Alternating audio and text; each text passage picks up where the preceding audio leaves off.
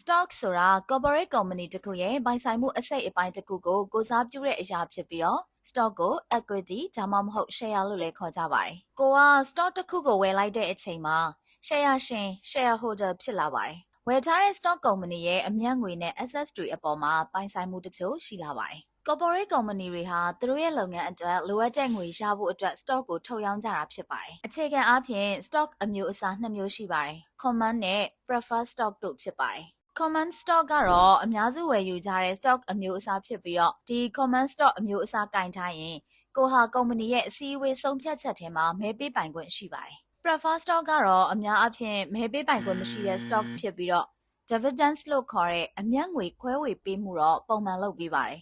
။ပြီးတော့ company ပြိုလဲသွားရင်လျော်ကြေးရနိုင်ခြေပိုများပါတယ်။ stock တွေကိုသူတို့ရဲ့ဈေးကွက်တန်ဖိုးအပေါ်မှာမူတည်ပြီးတော့အမျိုးအစားခွဲကြပါတယ်။ဈေးကွက်တန်ဖိုးဒေါ်လာ10ဘီလီယံအထက်ရှိရင် large cap stock လို့ခေါ်ပါတယ်။ဒေါ်လာ2ဘီလီယံကနေဒေါ်လာ10ဘီလီယံရှိရင်တော့ mid cap stock လို့ခေါ်ပြီးတော့